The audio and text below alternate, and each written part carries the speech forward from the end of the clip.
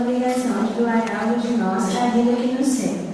E isso não sucede tão somente a nós, as criaturas que atingimos a razão, mas igualmente a todos os seres.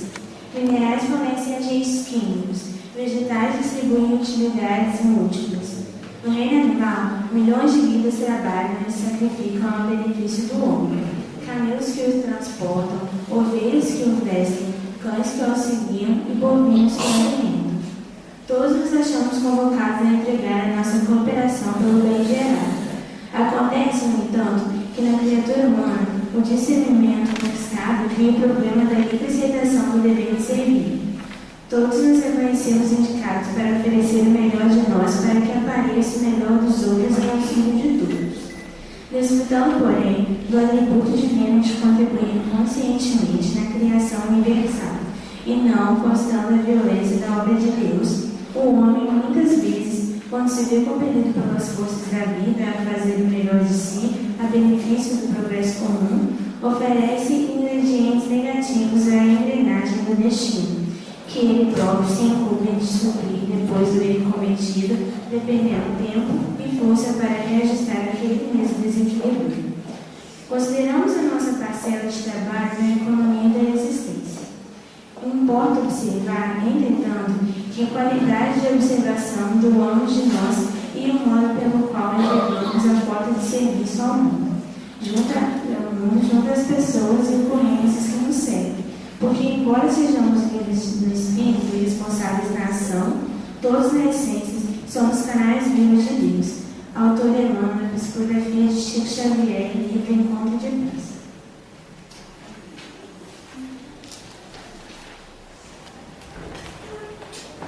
Vamos à nossa prece, né?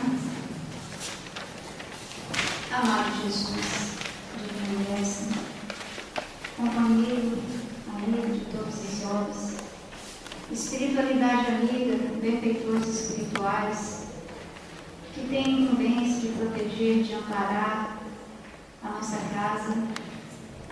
Aqui estamos, Senhor, mais uma vez, para a realização de mais um trabalho na Casa Espírita, onde viemos com o intuito de aprender, de aprimorar os nossos conhecimentos, o porquê estamos aqui, para onde vamos, como devemos proceder nessa existência, onde estamos com todo o conhecimento ao nosso alcance.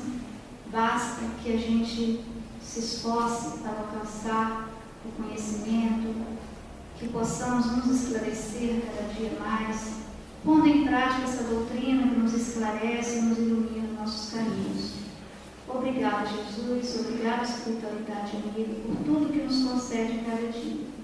Que cada um que aqui se encontre possa receber a tua luz, o teu amor, o teu amparo maior. E assim, Senhor, damos como iniciado a nossa palestra da noite de hoje. Obrigada, Senhor, mais uma vez por tudo. Que assim seja, graças a Deus. Então, para iniciar a nossa reunião, nós vamos chamar a nossa querida Leninha, acho que todos conhecem, né? Para fazer a nossa reunião da noite de hoje. Bem, boa noite, meus irmãos. Que Jesus, o médico de nossas almas, possa estar junto a nós em todos os momentos de nossas vidas e quando mais precisamos. O nosso tema de hoje é sobre o dever. Ela está perguntando se quer que segure o microfone, mas é porque eu não tenho intimidade com a parte eletrônica de nada, não, sabe? Então é mais difícil para mim. Bem, nós estudamos no Evangelho segundo o Espiritismo sobre o dever. E sobre ele, depois que nós estudamos bastante, tivemos a ajuda da Marisa pesquisando para a gente, da Sheila nos ajudando, e tudo aquilo que nós estudamos, na última hora, parece que aparecem tantas outras coisas que eu fiquei assim meio insegura, não diria o termo, mas quê? Tudo aquilo que nós fizemos resumo, tudo aquilo que nós estudamos nos livros do Evangelho, no Livro dos Espíritos, não dava a dimensão daquilo que era realmente o dever. Mas nós vamos tentar passar para vocês aquilo que nós estudamos realmente e que a espiritualidade nos auxilie, que a gente possa passar de maneira mais compreensível, né? Bem, antes de nós falarmos sobre o dever, nós vamos na pergunta 621 do Livro dos Espíritos, em que Kardec pergunta onde está gravada a lei divina. Eu acho que todos aí, o doutor Ricardo já respondeu, né? Todos nós sabemos isso, que é na nossa consciência. E aí, gente, essa consciência, muitas vezes, nós a colocamos de lado, né? Nós a adormecemos pelos erros cometidos, pelos vícios, né? Tudo aquilo que nós fazemos em nossa vida. Aqui na Terra, até que é fácil a gente camuflar os pensamentos, porque não tem ninguém aí nos lendo, né? A gente é fácil os nossos atos serem interpretados de maneira diferente do que na realidade nós quisemos passar. Mas no plano espiritual não tem como. Ou aqui mesmo, conosco mesmo, nós não temos como fugir. Nós sabemos o que é que nós fizemos. Pode ninguém saber. Pode ser o maior segredo de Estado. Mas nós não podemos fugir de nós mesmos. Quando a gente fala que a gente está com remorso, né? É quando a consciência nos fala, nos desperta para aquilo que nós cometemos e que nós sabemos ser errado. Mas muitas vezes a gente varre para debaixo do tapete os nossos problemas, os nossos erros, os males que nós produzimos. E esse tapete seria o nosso subconsciente. Só que ele é uma das partes da nossa consciência. Então, um dia vai vir à tona todos os vícios, todos os males, todos os bens, tudo aquilo que nós fizemos, que nós produzimos, vai chegar, vai ser visto, vai ser entendido por todos. Na verdade, nós enganamos, às vezes, a nós mesmos. Mas tem um momento que a gente cansa de sofrer, cansa de não entender ou fazer de conta que não entende, e uma hora em nossas vidas nós vamos despertar. Essa consciência irá despertar. Agora, vocês sabem o que é consciência? A consciência é você ter noção de tudo que está acontecendo ao seu redor. Você sabe o que está acontecendo na sua família, na sua comunidade, na sua cidade, no seu país, no mundo. Então, você ter consciência de tudo que acontece. Mas essa consciência de tudo que acontece não adianta nada você ficar lendo nos folhetins, nos jornais, nas revistas, vendo o jornal, né? Não adianta nada se na verdade você não entende, não percebe o que está acontecendo com aqueles que estão mais ligados a você, aqueles que estão convivendo com você ao seu redor. Um familiar querido que está precisando, está com aflição ou está alegre, ou você não compartilha com ele nada, porque você não sabe, não percebe o que está acontecendo ao seu redor. Um vizinho, né, a sua comunidade, um colega de trabalho. Tudo isso nós, às vezes, deixamos de lado por não termos consciência do que acontece ao nosso redor. Mas essa nossa consciência nos apita para alguma coisa que nós fazemos, tanto de bom quanto de mal. Mas isso, quando nós cumprimos as nossas tarefas dignamente, isso significa que a nossa consciência está tranquila. É a tranquilidade do dever cumprido. Isso aí nos remete ao dever. O que seria o dever? Que é o nosso tema de hoje. O dever, de acordo com o dicionário, é o conjunto das obrigações de alguém em absoluto ou em determinada situação. As provas de respeito e atenção que há obrigação de lhe prestar ou dar. Quer dizer, isso no dicionário, né? É uma lei moral. O dever é a prescrição da lei moral, né? Dessa obrigação moral que nós temos com Deus, conosco mesmo e com o nosso próximo. Agora, qual o verdadeiro sentido do dever? Foi o que nós falamos. O dever é a obrigação moral da criatura para com Deus, consigo mesma e com o próximo.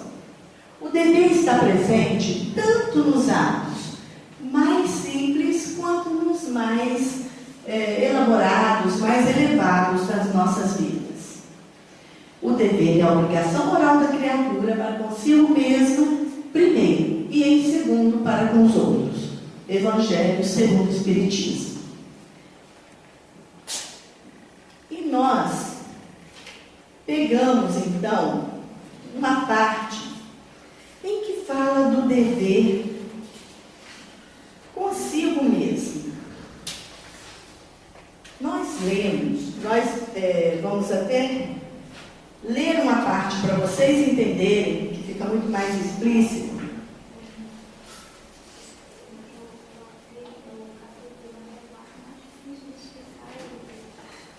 É difícil, né?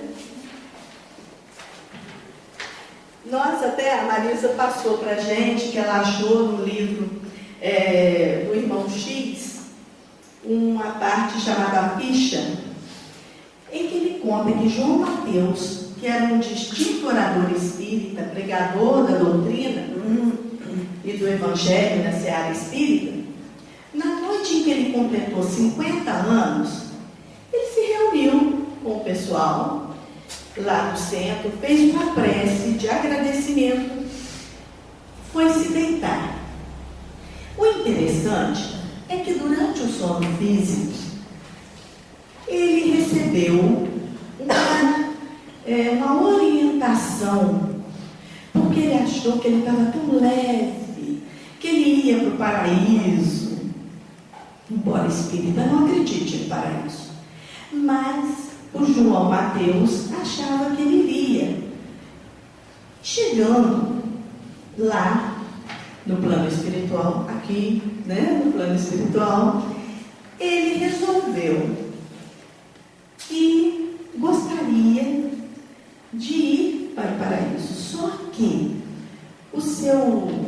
um mentor espiritual que passava pelo local falou com ele: olha, não é bem assim. Antes de você almejar o paraíso, vamos primeiro saber da sua ficha.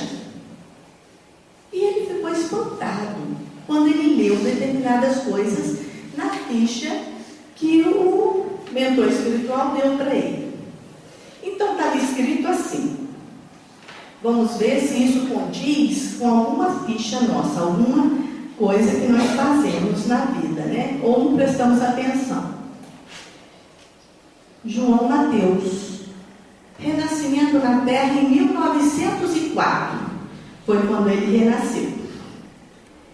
Berço manso, pais carinhosos e amigos, inteligência preciosa, cérebro claro, instrução digna, bons livros, juventude folgada, boa saúde, o homem tinha tudo, né? Invejável noção de conforto, sono calmo, excelente apetite, seguro abrigo doméstico, constante proteção espiritual, nunca sofreu acidentes de importância. Aos 20 anos de idade, empregou-se no comércio. Bem, casou-se aos 25 e em regime de escravização da mulher. Católico, romano, até os 26. Presenciou sem maior atenção 672 missas. Aos 27 anos, ele transferiu-se para as fileiras espíritas. Então, ele se transformou em um espírito. Passou a estudar a doutrina. Compareceu, em vez de 672 missas, ele compareceu a 2.195 sessões do Espiritismo, sob a invocação de Jesus. Realizou 1.602 palestras e pregações doutrinárias. Escreve cartas e páginas comoventes. É notável narrador. Polemista cauteloso, tem 4 filhos, tem uma boa mesa em sua casa, não encontra tempo para auxiliar os filhos na procura do Cristo. Efetuou 106 viagens de repouso e distração. Grande intolerância para com os vizinhos. Refratário a qualquer mudança de hábitos para a prestação de serviço aos outros. Ele não gostava muito de mudar os seus hábitos para fazer alguma coisa de bom para os outros. Nunca percebe se ofende o próximo através da sua conduta, mas revela extrema suscetibilidade ante a conduta alheia. Quer dizer, ele não percebia o quanto ele podia ofender os outros, mas qualquer coisinha ele se sentia ofendido com o comportamento do irmão. Relaciona-se tão somente com amigos do mesmo nível. Sofre horror às complicações da vida social, embora destaque incessantemente o imperativo da fraternidade entre os homens. Tem que ser fraterno, mas não quer conviver com os seres humanos. Sabe defender-se com esmero em qualquer problema difícil. Além dos recursos naturais, com a ajuda da espiritualidade, com a ajuda de todos, com o trabalho dele, ele conseguiu amealhar uma pequena fortuna.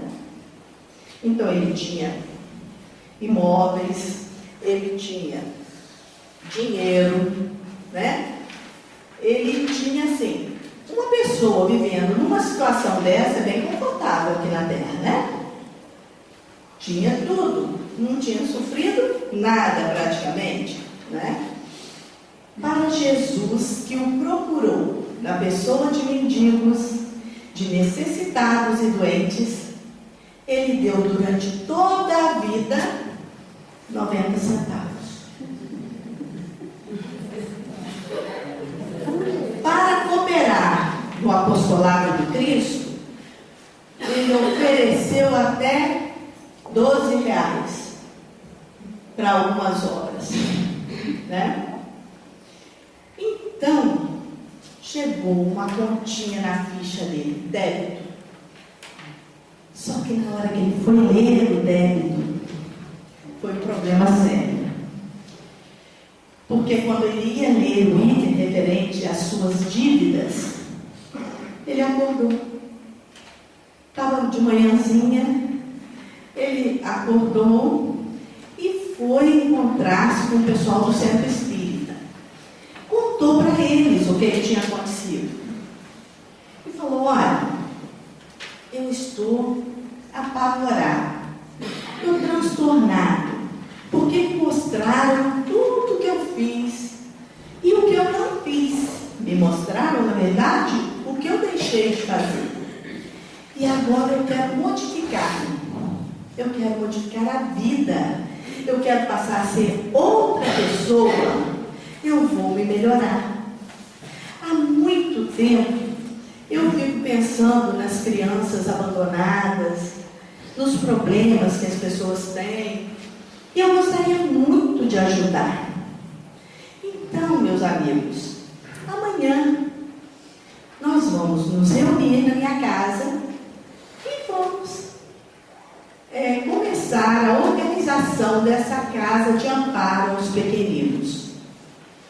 E fico muito feliz com tudo isso. No outro dia, o pessoal foi encontrar na sua casa. Só que ele teve um pequenino probleminha nas coronárias e desencarnou. Para o mundo, ele estava morto, né? E aí? Será que nós conseguimos fazer até hoje alguma coisa ou nós estamos como João Mateus? Será que nós conseguimos cuidar de nós mesmos, da nossa vida? Porque o amor, o dever, a obrigação da criatura para com ela mesma, né? Primeiro aqui para com Deus, como que ele fez? Porque como que ele ia prestar contas daquilo, de tudo de bom que ele recebeu aqui? Isso também são talentos, às vezes, que a gente recebe, oportunidades várias que a gente não dá valor. E nós deixamos de cumprir o nosso dever. Teve muita coisa aqui que ele podia ter aproveitado. Se ele foi a 672 missas, custava ele ter prestado atenção, pelo menos? Não é? A nossa ficha está aqui na nossa consciência, está tudo gravadinho. Uma hora, nós vamos despertar para as coisas verdadeiras. Então, isso aqui seria, no João Mateus, o nosso chamamento para o nosso dever para com Deus. Nós temos também um dever de gratidão para com Deus, porque Ele é o autor da nossa existência, não é? Então, isso é importante demais. Nós devemos agradecê-lo, devemos ter um dever de gratidão para com Ele, pelo menos utilizando melhor a oportunidade que Ele nos dá. Nós vemos também o dever para com o próximo. O dever para com o próximo, qualquer um de nós pode dar inúmeros exemplos. Nas pequenas coisas. Uma pessoa estava no livro O Homem de Bem, conta que uma oradora, não sei se oradora, uma advogada espírita, ela chegou num lugar de fotocópias para tirar umas xerox e pediu para tirar 20 xerox. E aí a moça foi tirou as 20 xerox que ela queria. Ela se lembrou de que não precisava das 20 xerox, que era só 15 que ela precisava. Então a moça falou: não, então a senhora vai pagar 15. Ela disse: não, minha filha, eu vou pagar as 20. Eu te pedi as 20, não é? É meu dever pagar as 20. A outra que estava ao seu lado falou assim: mas como é que pode? Ela está querendo te cobrar menos e você está achando ruim? Esse mundo está perdido mesmo. Se as coisas continuarem do jeito que estão, as pessoas querendo acertar, consertar o mundo com honestidade e tudo mais, e aí que vai estar perdido. Mas a gente vê que as pessoas até hoje não notaram que são nas pequenas coisas que a gente cumpre o nosso dever. O nosso dever de cristão é uma coisa mínima, mas que não custa nada, que a gente mostra realmente quem a gente é nessas pequenas coisas. Também, nós temos o caso de Meimei, em que fala o dever esquecido. É muito interessante. Não vou ler, porque senão vai ficar enjoativo. Mas contando a historinha, um senhor, um rei, teria que se ausentar de casa. E ele pegou uma grande fortuna e entregou ao seu filho. Falou: meu filho, enquanto eu estiver fora, você construa uma casa grande, confortável, a mais bela, a melhor que você conseguir. Esse tesouro que eu estou deixando em suas mãos é o suficiente. Ele viajou e o filho, muito egoísta, resolveu então, como hoje muitas vezes a gente faz, resolveu enganar o pai. Como enganar o pai? Colocando materiais na casa que fossem inferiores. Aí sobraria o dinheiro para ele e ele utilizaria nas coisas da vida, do mundo, que ele queria gozar as coisas do mundo. E começou então.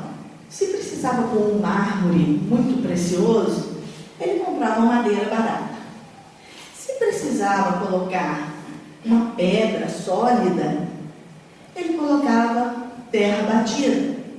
E assim foi, sobrou bastante dinheiro para ele. E ele gastou tudo isso com uns amigos loucos que ele tinha.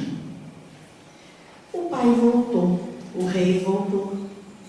Encontrou o príncipe cansado, abatido, e que entregou a chave a ele de uma cabana esburacada. E ele falou: meu filho, a casa, o que eu te dei, era para você mesmo.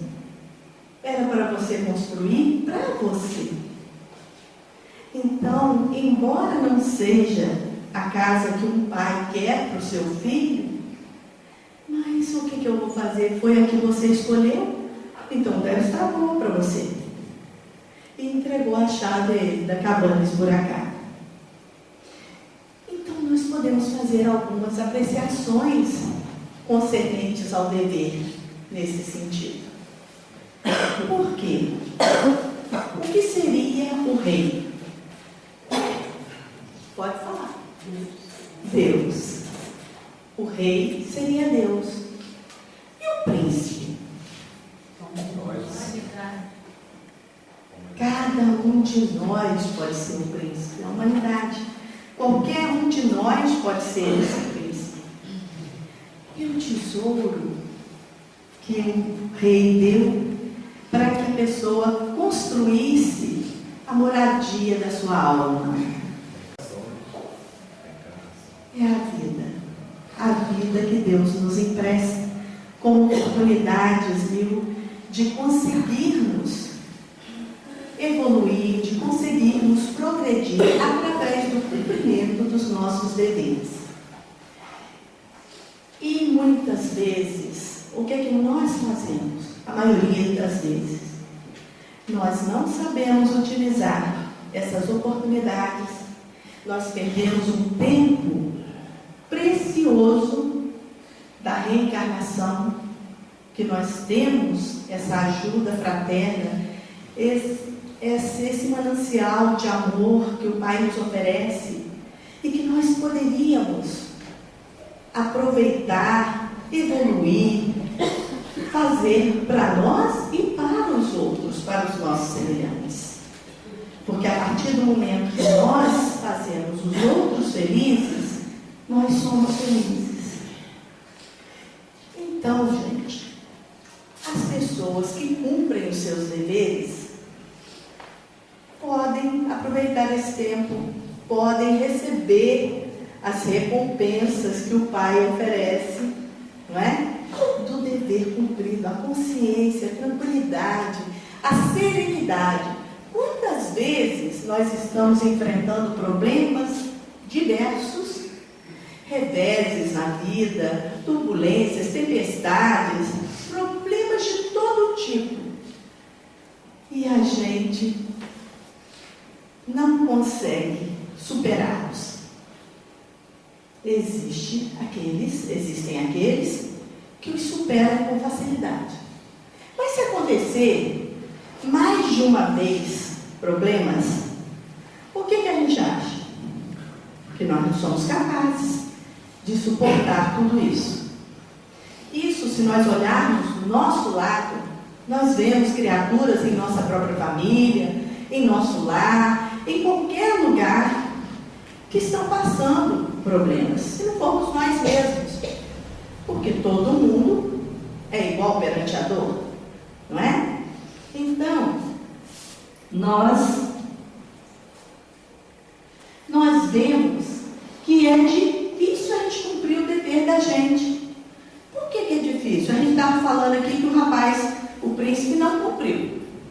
Cada um de nós também cumpre às vezes, a maior parte das vezes. Então, porque as nossas imperfeições não deixam que a gente cumpra. O dever, ele é antagônico aos nossos interesses. Quantas vezes nós temos que lutar para cumprir o nosso dever? Lutar, igual ali então, o tapetinho e o anjinho, lutar contra nós mesmos, contra a nossa vontade, que é de uma coisa, e a consciência nos manda fazer outra. Então, na ordem dos sentimentos, ainda é mais difícil a gente cumprir o dever da gente. Nós falamos que o nosso dever é importante nós cumprirmos ele junto a Deus, que é o que nós falamos ali do tempo e tudo mais. Tem uma outra parte, que era o dever, esse dever esquecido que a Meimei nos fala, né? E o nosso companheiro, um exemplo atual, primeiro nós vamos ter que falar isso aí, que é onde começa e termina o dever. O dever principia sempre para cada um de nós, do ponto em que nós ameaçamos a felicidade ou a tranquilidade do nosso próximo. E acaba no limite que não desejamos ver transposto, né, com relação a nós. O direito de cada um termina onde começa o do outro. Isso é uma lei de convivência. É uma lei em que a gente convive com os nossos companheiros do dia a dia, as relações do homem com o seu irmão. E esse é o exemplo que eu ia dar para vocês. Eu acho que todos vocês conhecem a história de João Carlos Martins, maestro e pianista brasileiro, né, que nasceu em 1940, até hoje está aí lutando, né? Mas às vezes a gente não sabe tudo que ele teve que enfrentar e superar, e o dever que ele achava que ele tinha que cumprir com ele mesmo para estar aqui, né? Quando ele era novinho, o pai dele era doido para ser pianista. E houve um corte em sua mão e ele não pôde, ele perdeu os dedos e não pôde ser pianista. Então ele deu ao filho o piano de presente quando ele tinha 8 anos.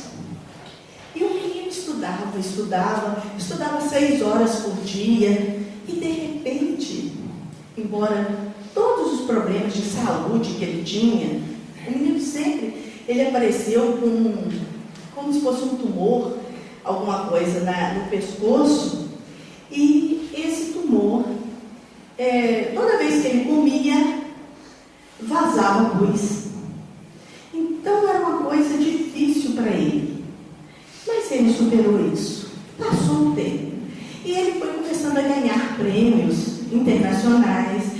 Ele foi para o Carnegie Hall, em Nova York, fazer apresentações. Ele era o máximo. Com 18 anos, com 26 anos, ele já estava no auge. E aconteceu mais um desastre. E sempre atacando as suas mãos. Ele, brincando de bola com o pessoal no Central Park, o pessoal brasileiro, bateu uma pedra, alguma coisa na mão, e rompeu os tendões. Isso fez com que ele ficasse muito tempo parado, fazendo fisioterapia, tratamentos, e ele pensou que teria que desistir do piano.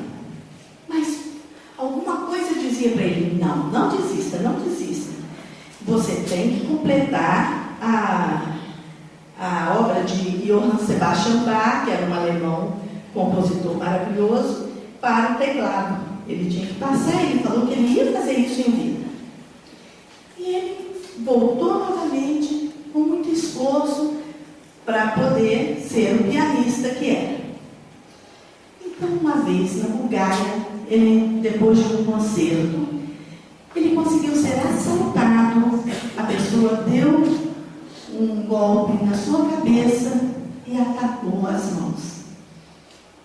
Isso fez com que ele parasse muito mais tempo, fizesse 19 operações e continuasse, pensando que iria desistir. Porque ele mesmo fala, existe, quando acontece um revés na sua vida, você tenta superar. Às vezes acontece algo que é quase impossível de você superar, mas você luta, cumpre o seu dever e consegue superar.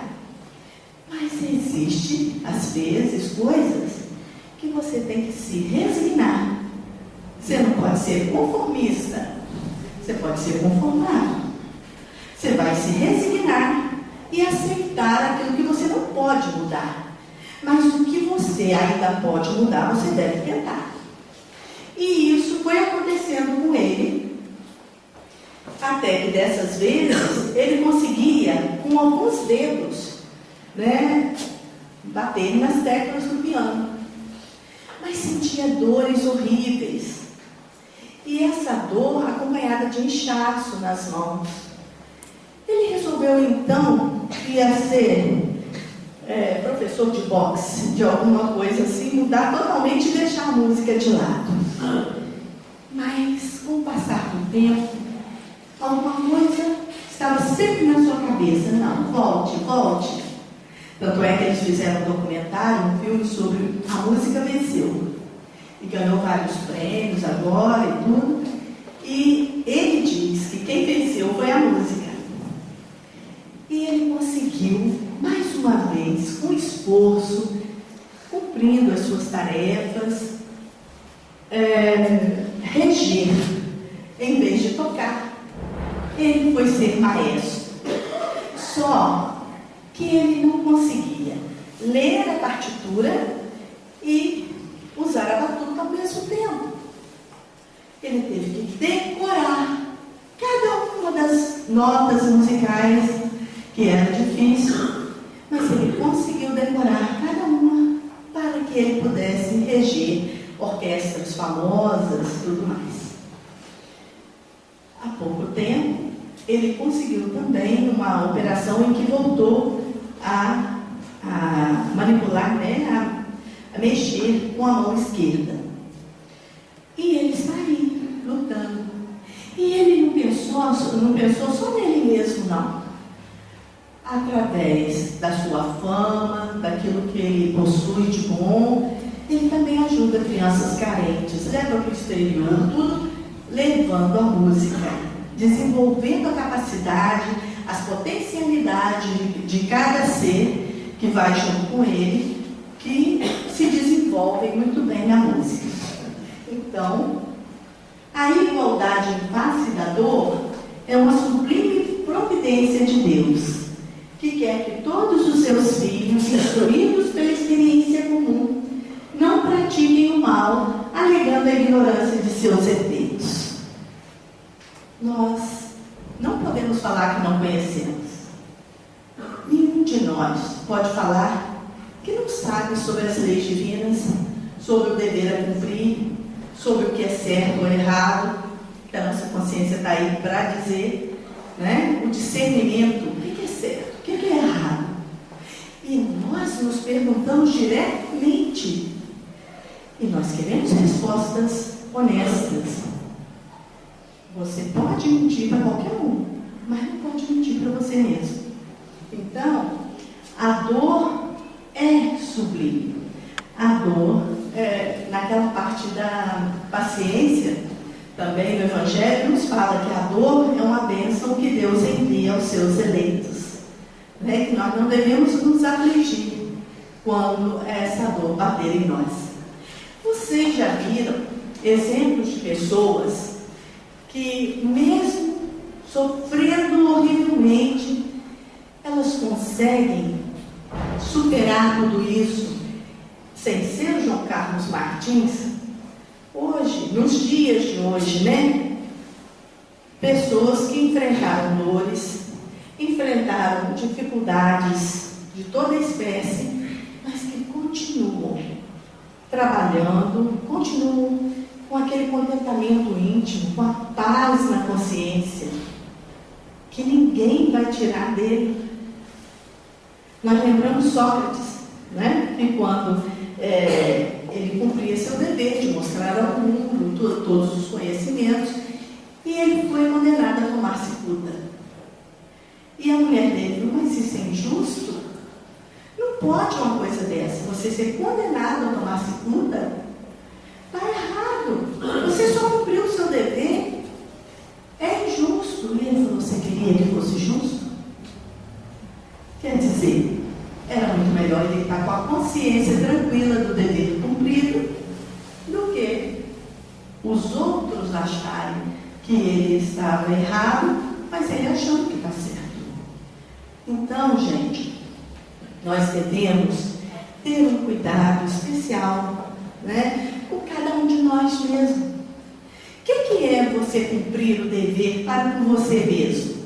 É se respeitar, saber se governar com sabedoria. É não querermos, não realizarmos, não fazermos nada de ruim que não seja digno, belo. Usarmos aquilo que nós possuímos, nosso livre-arbítrio, para o bem. Termos disciplina, né? Que é essa vontade que implica no uso da nossa vontade de querer conseguir alguma coisa. O João Carlos não conseguiu assim?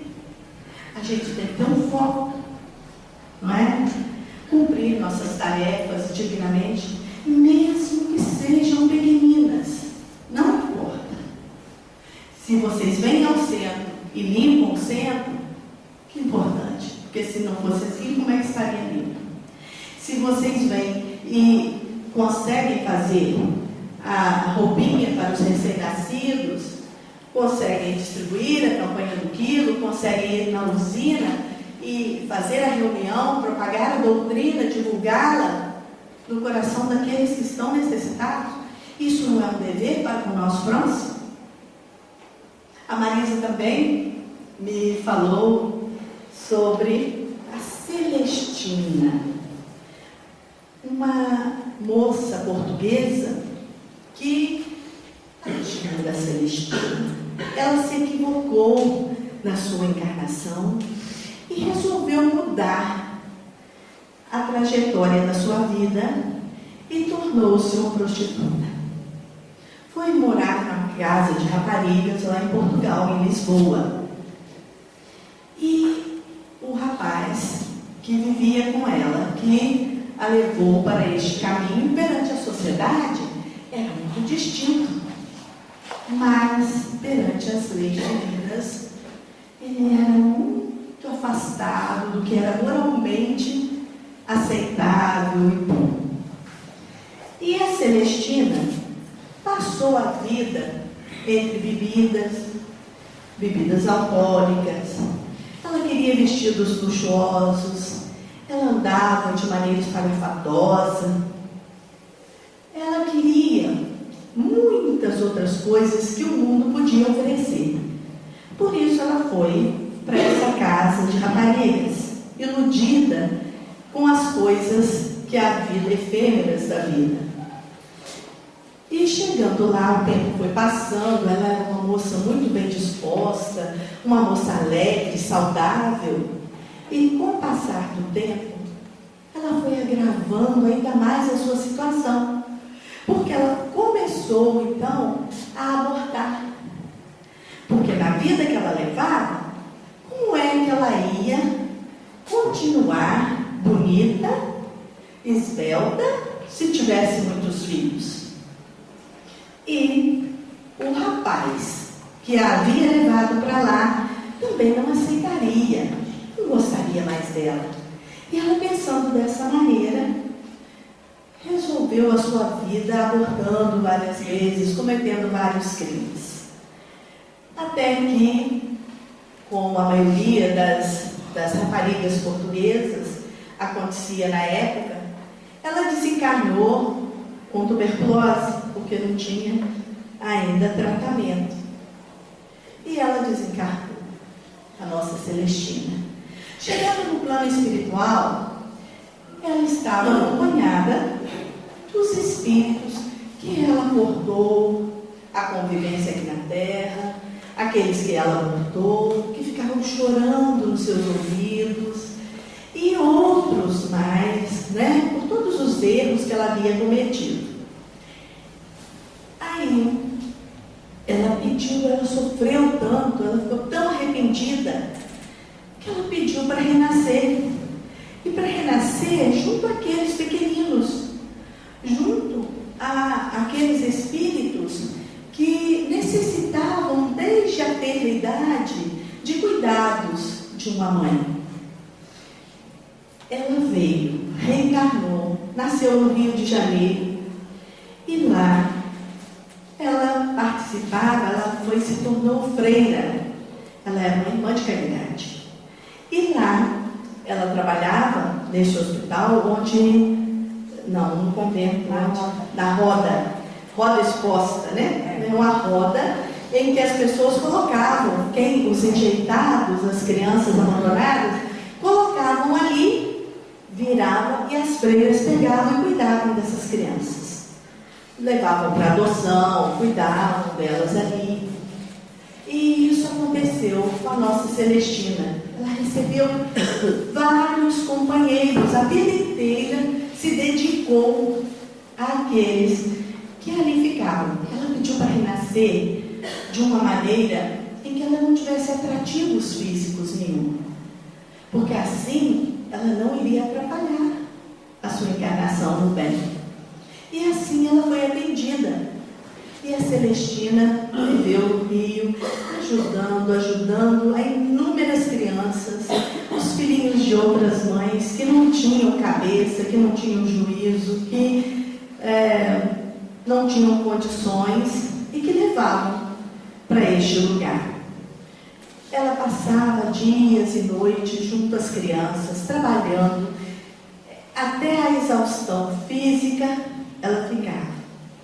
Até que um dia ela pegou a gripe espanhola, porque os pequeninos também estavam com gripe, essa gripe espanhola, e ela se contagiou e desencarnou, trabalhando, né, junto àqueles que necessitavam.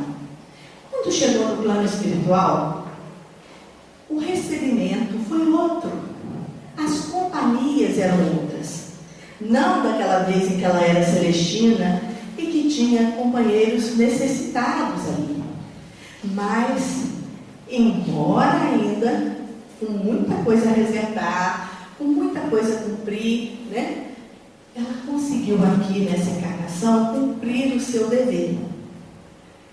E lá as companhias eram melhores. Só que ela necessitava vir, porque se vocês notem que primeiro você se arrepende, depois a gente vai resgatar os débitos e depois vem a reparação. E essa reparação teria que ser com aqueles mesmos espíritos que ela abandonou, que ela cortou a vida aqui na Terra, que ela não deu chance. E assim ocorreu. Ela se casa com um senhor diplomata, né, português, e tem 6 filhos adotados.